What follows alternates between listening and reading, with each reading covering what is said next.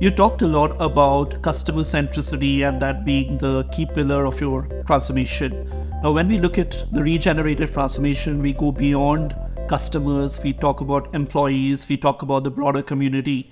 If you can just share some perspectives around that. Look, again, when you talk about regenerative, right, the entire set of stakeholders are important and they play a key role in the whole ecosystem. From our standpoint, customer is the focus point. But apart from it, our distributors play a very key role. Now, these distributors could be our agents, brokers, banks, the e-com companies, partnerships, right? And all of them have their own roles to play in the whole ecosystem, right? So that's the second bucket. Third, our own employees. Fourth, our ecosystem around us. Right? So our partners, our suppliers, our third-party providers, our, the various partners, vendors that you talked about. So each one of them has a specific role to play. And we want to create a win-win, in short, for all of them, whether it is by the products and services that we generate and we sell, or the value that we can add in their lives by covering, what we provide as an insurance, as a product.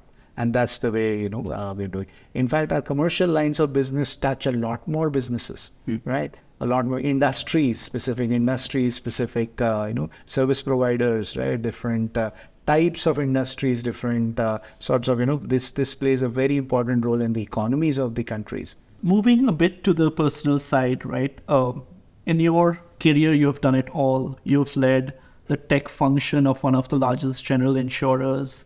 You've set up a digital business, scaled it up to $100 million business in 2 years. In your whole journey, professional life, what have been your key learnings and what would you be sharing to your peers? I am still a work in progress, right? Each one of us is work in progress, right?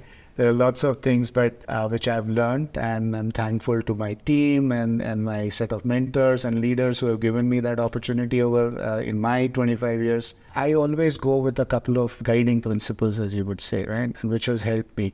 One, never stop learning, right? Second, you should be the first one to accept your mistake, because we do all make mistakes, right? And that's the work in progress.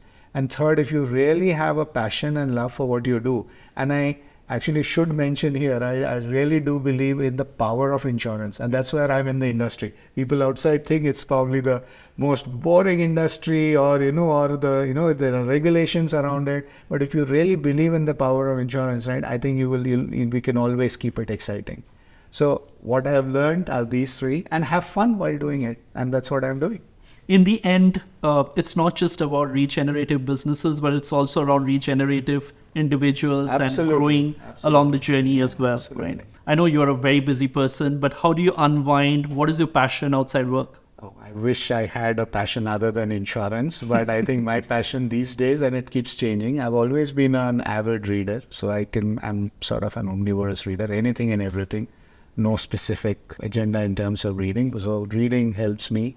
The other thing I spend a lot of time now is with my teenager, 15-year-old son, and that really keeps me latest in all the digital and tech, right? Because these days the teenagers do much more learn and get much more information. So those are the two things: spending time with family, traveling, and reading, and I hope to keep up with it.